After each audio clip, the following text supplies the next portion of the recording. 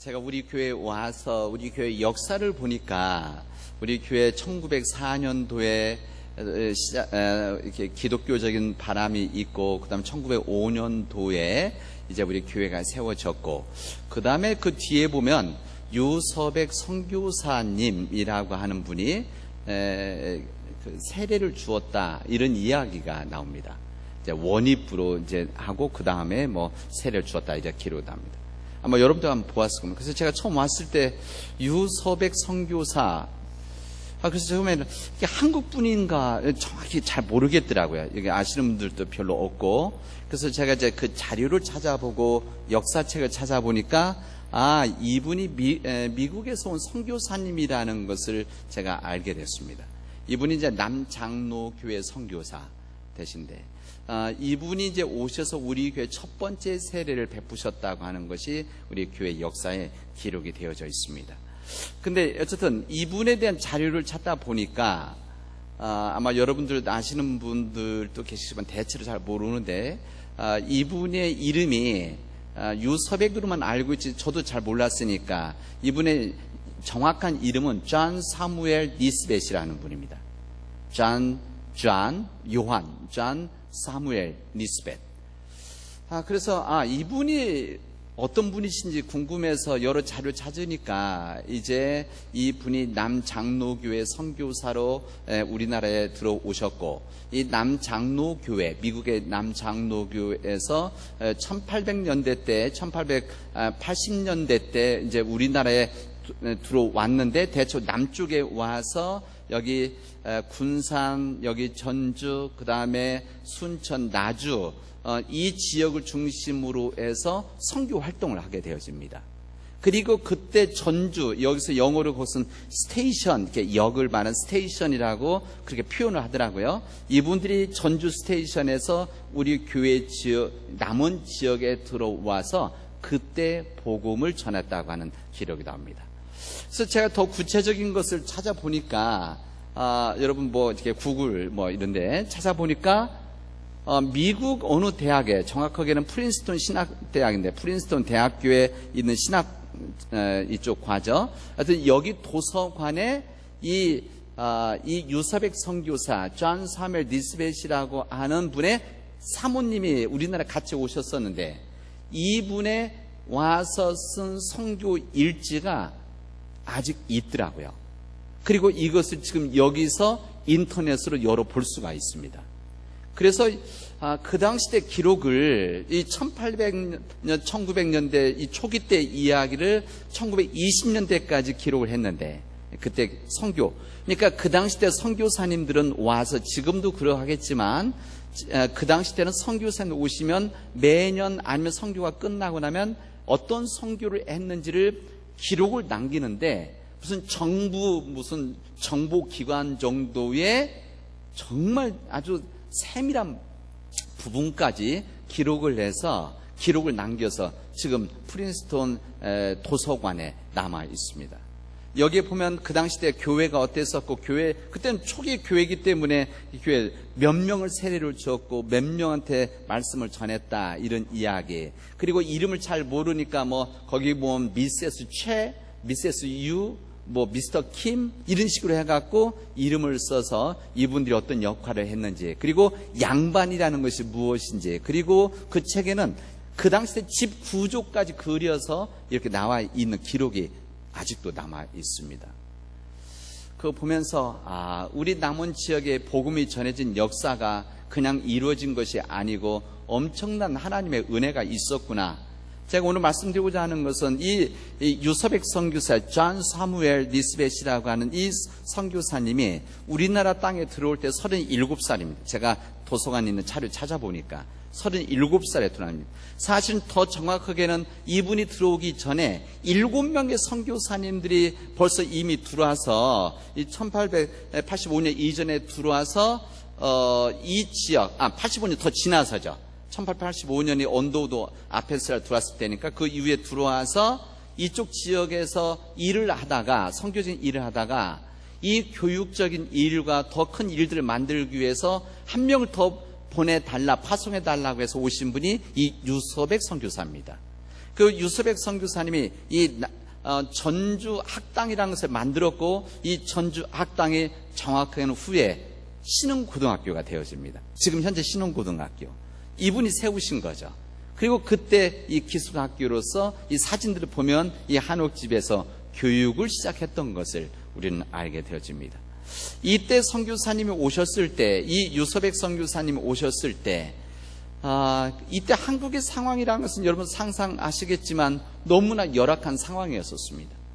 너무나 열악해서 이들의 미국에서 올 때는 이 지역 자체도 잘 모르고, 이 지역의 어떤 환경인지도 모르고, 이 지역에 이런 병원, 이런 의료 시스템이 전혀 없는 상황임에도 불구하고 오로지 하나님의 부름 앞에 그런 결단을 하고 이곳에 오게 되어집니다. 이 신학교를 졸업하고 나서 교회에서 보니까 몇 년 목회를 하시다가 선교사의 뜻이 있었기 때문에 이 아시아 지역에서 아까 말씀 7명의 오신 분들이 요청을 해서 오게 되어진 겁니다. 아마 오시는 과정도 뭐 지금처럼 비행기 있는 것도 아니고 좋은 배가 있었던 것도 아니고 아마 몇 달 걸쳐서 왔을 것이고, 오는 과정에서 병도 들었을 것이고, 실제 선교사님들 중에서 이 호주에서 오다가 도착하고 바로 돌아가신 분들도 있습니다. 저는 이런 생각합니다. 이런 분들이 오셔서 우리 이 조선 땅에 복음을 전해주셨는데, 더 정확히는 우리 남원 땅에 복음을 전해주셔서 이 세워진 교회가 우리 교회이지 않습니까? 우리 교회를 통해서 이 지역에 복음이 전해져서 지금은 이 지역에 많은 교회들이 있고 믿음의 일꾼들이 있고, 이 지난 100여 년 동안 믿음의 일꾼들에 의해서 우리 한국 사회가 변화되어진 일들이 시작되어진 거 아니겠습니까? 이런 상황 속에 이 선교사님들이 정말 이 열악한 우리 한국의 이름도 잘 모르는 이 땅에, 이 한국이라는 땅에서도 특히 이 지역 전혀 모르는, 이 복음이 전혀 없는 이 지역에 올 수 있었던 것이 어떻게 올 수 있었을까? 저는 그 모든 이유를, 이것은 하나님의 은혜일 수밖에 없다, 이런 생각이 들고, 이 하나님의 은혜가 그분들에게 전해져서 그분들이 그 은혜를 받고 믿음의 결단을 했었던 이들의 선택이 있었기 때문에 지금 우리 교회가 있는 것이다. 그리고 남은 땅에 교회들이 있는 것이다. 저는 그렇게 말씀을 드리고 싶습니다.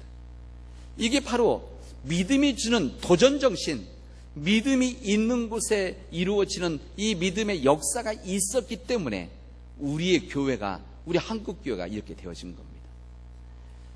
여러분, 바리새파 사람 가운데 니고데모라고 하는 사람이 있었습니다.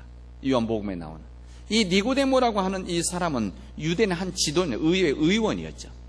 이 사람에 대한 이야기가 요한복음 3장에 한번 나오고, 여기 거듭남에 대한 이야기 나오고, 7장에 와서 다시 한번 여기에 예수님 붙잡으려고 하는 의회 의원들과 바리새파 사람들에게 변호하는 이야기 나오고, 이 마지막 세 번째 나왔을 때는 예수께서 돌아가셨을 때 이 실신을 장사할 때 이 니고데모라고 하는 한 사람이 등장을 하게 되어집니다. 이 니고데모라고 하는 사람, 이 사람은 예수님의 말씀을 듣게 되어집니다. 먼저 소문을 들었겠죠. 소문을 듣고 예수님의 말씀에 지금까지 듣지 못했던 이 말씀을 듣고 그는 마음속에 감동을 받게 되어집니다. 그러나 그는 의회 의원이었고 그 당시 때 지도자였기 때문에 예수님 곁에 갈 수 없는, 그리고 사람들의 눈총 때문에 만약 가게 되어지면 이 지도자로서의 이젠 이런 체면이 구겨지는 거죠. 그리고 오해를 받으면 잘못 자기 위치까지 놓칠 수 있는 이런 상황 속에서 가까이 가지 못했습니다. 그렇다고 이 사람이 그 이전에 예수님 핍박한 사람도 아니고 증오한 사람도 아닙니다. 예수님을 증오해서 무슨 일을 꾸민 사람도 아닙니다. 그렇다고 완전히 헌신한 것도 아닙니다. 그래서 그는 항상 일정한 거리를 두고 예수님의 공생의 기간 동안에 곁에 있었던 사람입니다. 주변에 있었던 사람입니다. 그래서 성서학자들 중에서 이 니고데모에 대해서 예수님의 위성이다 이렇게 말하는 사람들도 있습니다. 위성, 그러니까 지구나 태양이 있다면, 지구가 있다면 달이 돌고, 아니면 태양이 있다면 지구가 도는 이런 위성과 같이 예수님을 중심으로 해서 들어오지는 않고 나가지도 않고 주변을 이렇게 돌고 있는 사람이 바로 니고데모다, 이렇게 이야기를 하게 되어집니다. 이 요한복음 3장에 보면 이 니고데모는 예수님께 몰래 찾아오게 되어집니다. 몰래 찾아와서 이제 낮에 찾아오면 모든 사람들이 자기를 알아보니까, 그리고 자기가 누구라는 것을 알게 되어지면 사회적으로 문제가 되어질 수도 있고 자신의 신분까지 잃어버릴 수 있는 그런 불이익을 당할 수 있다는 것을 알기 때문에 저녁에 그리고 몰래 찾아와서 어떻게만 내가 잘 살아갈 수가 있겠어요? 어떻게 살아야 됩니까? 여러 질문하지만 하나님 나라에 대한 이야기하지만 사실 더 우리가 정확히 말하면 어떻게 해야만 내가 잘 살아갈 수가 있습니까? 이렇게 질문하게 되죠. 이때 예수님께서는 그에게 대답을 하시죠. 너희들이 물과 성령으로 나지 않으면 하나님 나라를 절대 볼 수가 없다. 다시 나지 않으면, 거듭나지 않으면 하나님의 나라를 볼 수가 없다라고 하는 이야기를 하게 되죠. 이 말씀은 이제 하나님의 말씀과 성령에 의해서 새로운 존재가 되어지는, 새로운 피조물이 되어졌을 때만이 이런 하나님의 나라를 볼 수 있다는 것을, 들어갈 수 있다는 것을 예수님 말씀하십니다. 어쨌든 이 사람은 예수님의 말씀을 듣고 슬그머니 자기의 존재를 감추어 버리게 되어집니다. 여러분, 주님을 만나게 되어지고 알게 되어지고 말씀을 들었다고 해서 모든 사람들이 결단하는 것은 아닙니다. 예수님을 안다고 해서, 주님을 만났다고 해서 자기 감동을 받는다고 해서 그 주님의 길을 선택하고 걸어가는 것이 아니라고 하는 것을 첫 번째 니고데모 사건에서 우리에게 알려줍니다. 오늘 우리들이 창세기 12장에 있는 말씀을 읽었고, 우리들이 또 요한복음에 있는 말씀을 읽었는데, 우리 주부에 보면 갈라디아서 말씀까지 담겨있는 이 세 본문의 말씀은 공통적으로 아브라함에 대한 이야기입니다. 이 아브라함에 대한 이야기가 이 세 본문 구약과 신약과 서신서에서 이렇게 언급을 하고 있습니다. 성경은 우리에게 믿음의 조상이다, 아브라함에 대한 이야기를 해줘요. 믿음의 조상이라고 하는 것은 우리가 걸어가야 될 그 길을 먼저 첫 번째 걸어갔던 한 사람이라는 것을, 그리고 이 아브라함을 통해서 우리가 믿음을 배우게 되어졌다는 것을 믿음의 조상이다, 이렇게 우리에게 말씀해 주십니다. 이 창세기 15장에 보면은 이 하나님께서 어떤 말씀을 하시는가 하면, 여기 보면은 15장에 보면은 아브라함이 하나님을 믿었을 때에 하나님께서 아브라함을 의롭게 여기셨다라고 말씀하십니다. 아브라함이 하나님을 믿었을 때 하나님께서 그를 의롭게 여기셨다. 우리는 의롭게 여기셨다는 것을, 이 표현을 잘 이해하지 못할 때가 많은데, 여러분 더 선명하게 이야기한다면 하나님께서 그를 구원하셨다, 이런 이야기입니다. 아브라함이 하나님을 온전히 믿었을 때 이 땅에서, 그리고 저 땅에서 하나님은 그를 구원하셨다, 의롭게 여기셨다는 것을 우리에게 말씀해 주십니다. 그리고 이 사도 바울은 이 갈라디아서 말씀과 신약의 말씀을 통해서 이 믿음의 조상인 이 아브라함의 삶을 나누면서 이 아브라함의 믿음의 길을 우리 또한 뒤쫓아가자, 이 삶을 함께 살아가자라고 하는 말씀을 하시게 되어집니다. 우리 창세기 12장에 있는 오늘 우리가 읽은 말씀은 이제 아브라함이 하나님의 부름을 받았던 이야기입니다. 이 하나님의 이 믿음의 이 부름 앞에 이 아브라함 믿음에 순종을 하고 이제 그 길을 따라가는 내용이 바로 오늘의 본문의 내용입니다. 하나님께서 그를 부르시기 전에 그의 가족은 지금 이라크죠, 바벨로니아 이 지역입니다. 바벨론 문명이 있는 이라크 지역에 살고 있다가 그곳에서 한번 갈대 우르라고 하는 이쪽으로 지역으로 옮겼고, 그리고 우르에서 하란으로 옮겨서 그곳에 살고 있었습니다. 그의 아버지 데라와 함께. 그는 그곳에서 하나님을 믿었던 사람은 아닙니다. 하나님의 말씀을 살았던 사람이 아니라 그 당시 때 우상의 영향을, 다른 신의 영향을 받았던 한 사람입니다. 그러나 그런 그에게 하나님은 그에게 임해서 하나님의 역사를 시작하시기 위해서 그를 부르시게 되어집니다. 이 아브라함이라고 하는 이 사람이 이 개인적으로 무슨 똑똑하고 가지고 있는 것이 많고 무슨 능력이 있어서 그를 부르신 것이 아니라 하나님의 전적인 그냥 은혜였었습니다. 하나님은 누군가를 통해서 하나님 역사 시작하셔야 되기 때문에, 그래서 하나님의 뜻을 펼치셔야 됐기 때문에 한 인간을 선택을 하시게 되어집니다. 그게 바로 아브라함이랍니다. 이 아브라함에게 하나님은 말씀하시면, 너는 네가 난곳과 너의 아버지의 집을 떠나라. 그리고 너는 내가 보여주는 땅으로 가라. 이렇게 말씀하십니다. 그러면 내가 너로 하여금 큰 민족이 되게 하고 너에게 복을 주어서 네가 크게 이름을 떨치게 하겠다라고 하는 말씀을 하시게 되어집니다. 여러분도 아마 이런 부름 앞에 여러분은 망설이게 되어질 겁니다. 아마 저도 망설일 것입니다. 특히 아브라함 같은 경우는 하나님에 대한 믿음이 온전히 갖춰져 있지 않은 상태에서 너는 이제 지금 네가 살고 있는 이 너희가 고향 땅 이곳과 너희 아버지의 집, 다시 말하면 이 아버지의 집이라고 하는 것은 이 아버지의 가족들을 말하는 겁니다. 일단 이제 부족 공동체니까 이 가족들을 떠나서 이제 내가 너에게 보여줄 땅으로 가라라고 하는 말씀입니다. 그 당시 때 이 고향 땅이라고 하는 것은, 또 그 가족들이라고 하는 것은 그를 인간적으로 보호해주는 큰 힘이었었습니다.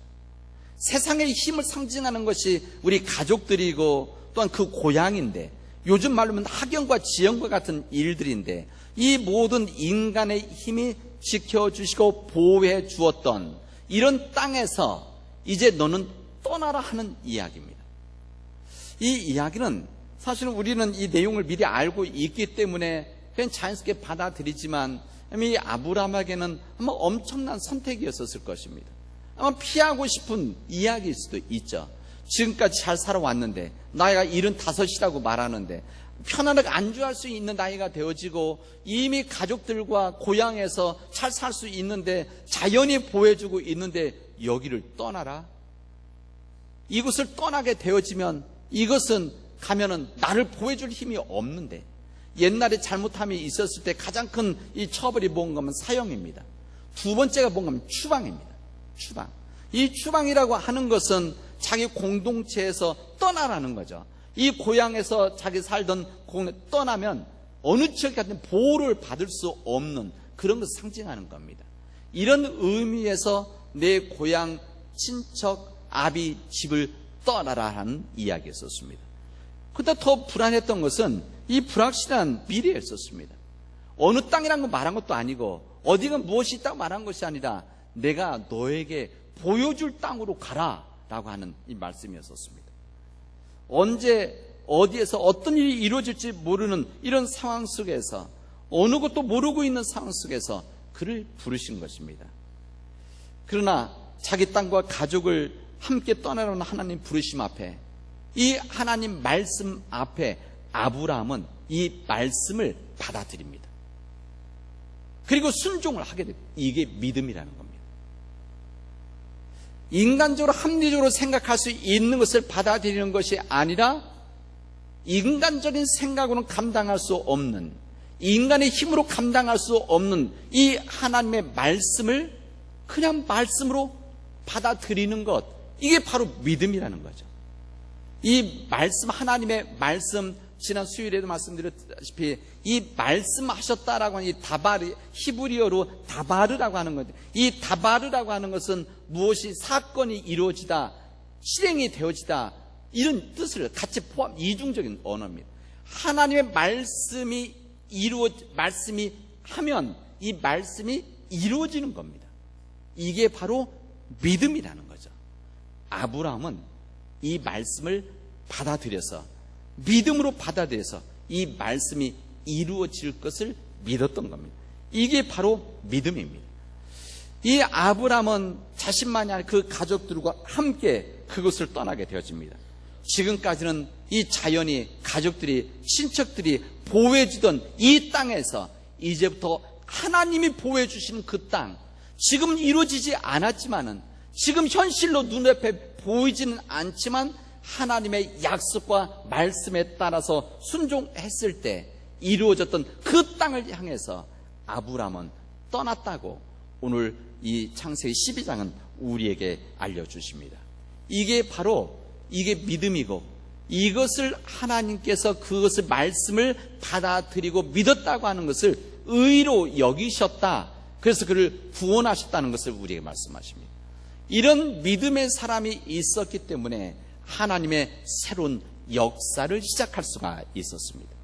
창세기 1장에서 11장까지는 원역사다 이렇게 이야기를 합니다. 이 원역사라고는 하나님의 창조 질서의 내용이 담겨져 있는 내용이고, 구체적인 사람의 인간의 역사, 어떻게 보면 숫자로 카운트 따져서 어느 정도 예측 가능한 인간의 역사가 바로 아브람에서 시작이 되어집니다. 이런 아브람을 시작했다고 하는 것은, 이 일에 아브람이 부름을 받았다는 것은 얼마나 귀한 일입니까? 이 귀한 일이 어디서 시작이 되었느냐? 믿음에서 시작되어졌다는 것을 우리에게 알려줍니다. 하나님의 위대한 종들은 바로 이런 역사들이 있었습니다.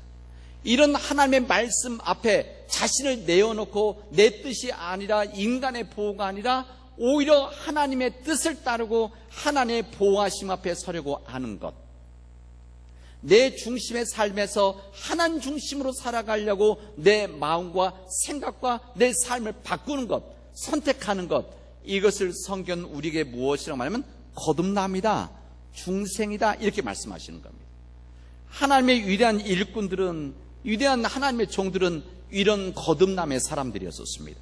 이들은 현실에 안주하는 사람들이 아니라 하나님 말씀으로 변화되어져서 하나님 말씀에 따라서 그 믿음의 길을 도전하고 앞으로 나아갔던 사람들입니다. 끊임없이 주변에 힘듦이 있고 어려움이 있고 또한 얼마나 많은 걸림돌이 있었겠습니까? 그러나 그럼에도 불구하고 하나님의 말씀만을 믿고 나아갔던 이 사람들이 믿음의 사람들이고, 이 믿음의 사람들에 의해서 하나님의 역사가 펼쳐지게 되어진 겁니다. 여러분, 모세가 그런 거듭남의 사람이었고 여호수아가 그런 거듭남의 사람 아닙니까? 베드로가 그런 사람이었고 또한 바울이 그런 사람이었습니다. 그리고 우리 이 땅에 복음을 전해 주었던 이 존 사무엘 니스벳 유서백 선교사님이 바로 그런 사람들입니다. 이런 사람들이 있었기 때문에 지금 우리가 있는 겁니다. 오늘 남신도 주의를 통해서 우리 성경에 나와 있는 아브람이라고 하는 한 인물을 우리 함께 나눴습니다. 오늘 남신도 주일에 맞춰서 이 본문을 읽은 것이 아니라 이 세계적인 교회의 교회력에 오늘 본문을 함께 읽는 날인데, 이 날에 맞추어서 남신도 주일로 지키는 겁니다. 왜 그러냐? 첫 번째 남신도가 아브람이었기 때문에 그렇습니다. 이 첫 번째 남신도, 이 아브람의 그 믿음의 길을 우리들이 다시 한번 들여다보고 우리가 묵상하고 우리도 그 믿음의 길을 함께 걸어가자, 그 말씀을 오늘 성경을 통해서 우리에게 전해주시고 있습니다. 역사는 항상 현재를 위해서 존재합니다. 역사라고 해서 미래를 위해서 우리가 나누게 되어지는 겁니다. 오늘 이 말씀은 과거에, 지금부터 4천, 5천 년 전에 아브람의 역사가 있었다는 것, 지금부터 114년 전에 이 존 사무엘 니스벳 선교사님이 있었다는 것을 말하고자 하는 것이 아니라, 지금 우리가 이 아브람과 같은 믿음의 조상이 되어져야 된다는 겁니다. 이제 여러분들은 여러분의 가정에서 아브람과 같은 그런 믿음의 사람들 되어주시기를 바랍니다. 우리 교회가 이 지역에서 아브람과 같은 그런 믿음의 사람들 되어주십시오. 이제 여러분들이 이제 이 땅에 복음이 다 전해졌기 때문에 우리 할 일이 없다 이렇게 생각할 수 있지만, 여러분 아직도 우리들이 감당해야 될 이 땅의 사역이 많이 있다는 것, 우리가 추수해야 될 것들이 너무나 많이 있다는 것을 마음속에 간직하시고, 다른 때가 아니라 지금 앞으로 새 역사를 시작하는 일들을 우리가 하자. 우리 가정들이 이 일을 감당하자. 우리 남은 제일교회가 이 일을 감당하자라고 결단하는 믿음의 시간들이 되어지길 바랍니다. 우리 힘으로는 어렵고 우리 힘으로는 불가능하지만, 우리 힘에는 희망이 보이지 않지만 하나님께서 함께 하시면 아브람과 같이 전혀 보이지 않는 상황 속에서도 이것을 믿고 나아가는 믿음의 힘이 우리를 도울 것이고 우리를 변화시켜 나갈 것입니다. 우리들이 작은 씨앗들을 뿌리면서 이 보잘것없는 씨앗이지만 이 씨앗을 심으면서 언젠가는 이곳에서 새싹이 나고 이곳에서 잎이 나고 이젠 줄기가 나고 열매를 맺을 것이라고 하는, 꽃이 필 것이라고 하는 희망을 작은 씨에서 보지 않습니까? 우리들이 해야 될 일들은 바로 그런 일들입니다. 우리들이 처해 있는 상황 속에서, 우리 직장에서, 일터에서, 가정에서, 학교에서 여러분 새 역사를 시작하는 이 믿음을 가지고 작은 씨앗과 같은 믿음의 역사를 시작해 나갈 수 있기를 바랍니다. 하나님께서 함께 하시고 하나님께서 도와주실 것입니다. 기도합시다. 은혜가 풍성하신 하나님 감사합니다. 주님, 아브라함이 진실한 믿음으로 하나님의 마음과 사랑으로 살았던 사람이었던 것처럼, 하나님 말씀 앞에 자신의 모든 것을 내려놓고 살았던 것처럼, 주님의 역사를 바라보면서 온전히 믿음으로 살았던 아브라함처럼 우리 또한 그 믿음의 길을 걸어가도록 인도하여 주시옵소서. 하나님, 간절히 원하옵기는 하나님께서 역사하여 주셔서 저는 우리 남신도들이 그 일을 감당하게 하여 주시옵시고, 지금까지 우리 114년 동안 헌신한 우리 남신도들이 앞으로 우리 교회에 대한 영적 책임감과 부담감을 가지고 귀하게 섬길 수 있는 믿음의 주의 종들이 되어지도록 인도하여 주시옵소서. 이 모든 말씀을 예수님의 이름으로 기도합니다. 아멘.